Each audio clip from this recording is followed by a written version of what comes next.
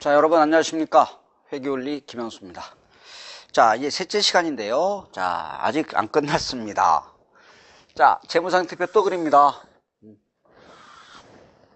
그죠? 오늘 자, 기초에서는 여러분 차변에는 뭘 써요? 자산을 써요. 그리고 대변에는 부채와 자본을 써요. 이제 이거는 제 강의를 들었다면 온 국민이 다 아는 내용입니다. 그죠? 자산, 부채, 자본을 쓴다. 그러면 이 재무상태표에 어떤 수식어가 붙는다. 일정 기간이다. 일정 시점이다. 일정 시점 정보죠. 정태보고서 14년도 12월 30일 현재 이렇게 보고 기말에 작성합니다. 그러니까 14년도 12월 30일 우리는 뭐 보고 기간 말 이렇게 얘기합니다. 그러면 자 이제 없는데요. 우리는 조금 앞서 갈게요. 자 그러면 이렇게 자산, 부채, 자본 이 재무상태표를 제가 좀 더 확대를 시켜보겠습니다. 확대를 시켜볼게요. 어떻게 확대를 시켜볼까요? 이렇게 확대를 좀 크게 시켜보겠습니다. 이건 이제 다 아시잖아요. 그죠? 그러면 자, 이렇게 크게 제가 재무상태표를 확대를 한번 시켜보겠습니다. 이렇게 재무상태표 이렇게 자 이제 수험을 우리 주택가를 따기 위해서는 이거를 거쳐야 되기 때문에 한번 해볼게요. 자 크게 제가 확대를 시켜봅니다. 이렇게 차변은 자산을 써요. 수많은 아이들이 있습니다. 부채도 있습니다. 자본도 있습니다. 그러면 자산을 어떻게 구분하느냐면 자 우리 회계 기준에서는 자 보셔요. 이렇게 여기에 안 보이는 선들이 있습니다. 안 보이는 선들이 있습니다. 이것을 뭐라고 하느냐? 유동성이라고 불러요. 유동성이라고 불러요. 여기서 유동성이라는 것은 얼마나 현금화가 빨리 되느냐. 현금화가 되는 속도를 우리는 유동성이라고 불러요. 유동성. 얼마나 현금화가 빨리 되느냐. 이것을 우리는 유동성이라고 합니다. 그러면 현금화가 빨리 되는 자산이 있어요. 즉 유동성이 빠른 것이 있어요. 유동성이 빠른 거. 현금화가 빨리 되는 자산이 있습니다. 이것을 우리는 유동자산이라고 합니다. 유동자산이라고 불러요. 유동자산. 현금화가 유동성이 늦은 것이 있어요. 그러면 유동이 아니다. 그럼 뭐라 그래? 유동이 아니면 뭐라 그래요? 비유동자산이라고 합니다.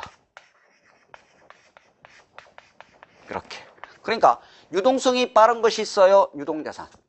유동성이 늦은 것이 있어요. 비유동자산. 그러니까 현금화가 빠른 것을 유동자산. 현금화가 좀 더디게 되는 거. 여러분 부동산에 투자했다. 그러면 현금화가 늦어 빨라? 늦죠. 그죠? 비유동자산입니다. 그러면 자 보셔요. 한마디로 말하면 유동자산과 비유동자산의 구분은 뭐냐? 구분은 1년 기준입니다. 몇 년? 1년 기준입니다. 또는 정상 영업주기도 있겠지만 기초적인 거니까 1년 기준이다 이거죠. 그러니까 한마디로 말하면 1년 이내 현금화되는 자산 뭐예요? 유동자산.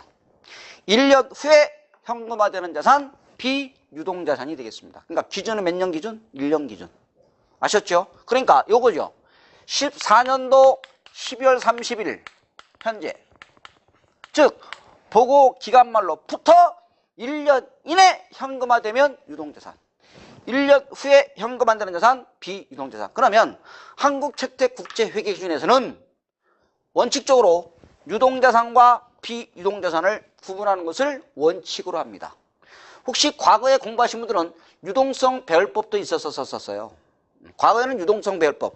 현금화가 되는 속도가 빠른 것부터 배열하는 거예요.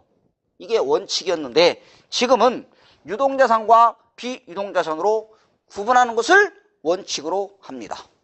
이렇게 구분하셔야 합니다. 이걸 그릴 수 있어야 됩니다. 오늘의 하이라이트는 이겁니다. 직접 그려보셔야 돼요. 제가 잠시 공무원 아이들을 제가 강의를 한 적이 있습니다. 그 세무지 공무원 아이들한테 숙제를 내줍니다. 이런 다트라는 사이트에 들어가면 상장 기업은 재무제표를 볼 수 있는 사이트가 있습니다. 거기 들어가서 예를 들어서 뭐 아모레다 이런 사이트에 들어가서 재무제표 보고 달력을 뜯어서 뒤에 깨끗한 달력에다가 이 재무상태표를 그대로 그려오세요. 이게 숙제입니다. 그럼 금액까지. 삼성전자에 얘가 40조, 얘가 80조인가 그래요. 40조 비유동자산, 얘가 한 80조 이렇게 구분되는데요. 또 이 안에 누가 있는지 다 써가지고 오는 게 숙제입니다. 그래야 이게 여러분들이 과거에는 우리 일간지에다가 재무상태표 결산공고에서 이 재무상태표를 한문으로 공시했었잖아요. 이렇게 그러면 자, 이 안에 누가 있는지 다시 한번 살펴보겠습니다. 1, 몇 개 안 돼요. 첫 번째 당자자산입니다. 당자자산. 당자. 여기서 당자라는 것은 뭐냐? 당장 현금화가 되는 자산. 당장 현금화가 되는 자산을 우리는 뭐라고 그래요? 당자자산. 굉장히 현금화가 빨리 되는 자산을 당자자산. 이 안에 누가 있는데 이거죠. 우리 아까 여러분 채권 몇 개 배웠나요? 4개 배운 기억나시나요? 매출채권, 미수금, 대여금, 선급금. 얘가 요 당자자산에 들어갑니다. 아셨죠? 재무상태표 분류는 여기 당자자산에 들어가요. 아까 4가지. 매출채권, 미수금, 대여금, 선급금이 여기 들어갑니다. 그러면 이 당자자산이 우리 시험에 몇 문제가 나오느냐? 3문제에서 4문제 나옵니다. 이렇게 나옵니다. 그러면 이 안에 시험에 나오는 것은 뭐냐? 이런 거 물어보죠. 우리 보고 기말에 현금이 얼만데? 우리 회사의 현금이 얼마고? 라고 시험에 물어봅니다. 이거 잘 나와요. 그 다음에 은행계정 조정표. 나의 진실한 당재금이 얼마인가를 알기 위해서 작성하는 표가 은행계정 조정표. 시험 볼 때마다 나옵니다. 11회, 12회, 13회, 14회, 15회, 16회, 17회, 18회, 19회 연속 9년 동안 나오고 있는 게 은행계정 조정표입니다. 또 이 안에 뭐가 나오느냐? 매출채권은 얼마인데요? 아까 매출채권 잔액은 얼마 남았는데요? 기말 매출채권은 얼마인가요? 이런 거 나오고요. 그 다음에 아까 어음 가지고 현금화시키는 어음 할인 이런 것들이 여기에서 나오겠고요. 또 하나 대손. 여러분 어때요? 돈이 친구가 파산돼서 파산으로 인하여 돈 못 받게 되는 거 있죠? 돈 떼인 돈을 우리는 뭐라고 그래요? 대손이라고 합니다. 대손. 돈 떼인 돈을 뭐라고 한다? 대손했을 때 물어보는 문제가 시험에 나옵니다. 여기서 3문제에서 4문제는 반드시 시험에 출제됩니다. 자, 그 다음에 이 당자산 밑에 뭘 쓰느냐? 재고자산입니다. 들어보셨죠? 아까 재고자산은 판매 목적으로 보유하고 있다면 무슨 자산? 재고자산. 뭐 있나요? 아까 상품, 제품 이런 것들이 판매 목적으로 보유하고 있는 자산. 얘가 4문제, 5문제가 시험에 나옵니다. 이렇게 나오겠죠. 이렇게 되겠습니다.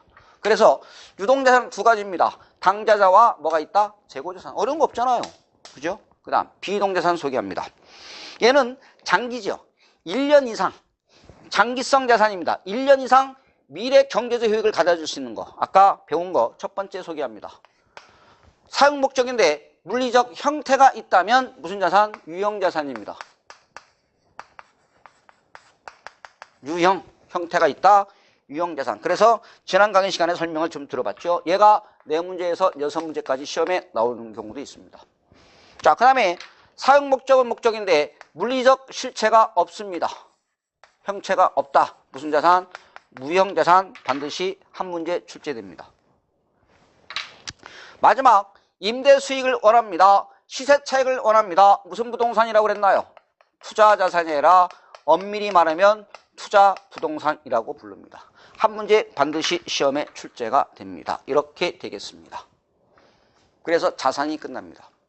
그러니까 자산, 많이 나오네요, 선생님. 네, 맞습니다. 회계는 이렇게 나옵니다.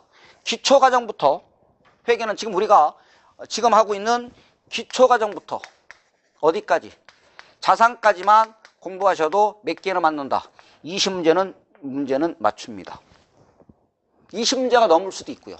20문제 또는 22문제까지 50%에서 60%까지가 자산까지가 시험에 출제됩니다. 나중에 교재가 나오면 교재가 한 700페이지 된다 그러면 반을 딱 자르면 자산입니다. 반을 700페이지 거의 맞아요. 반을 딱 줄으면 자산 앞.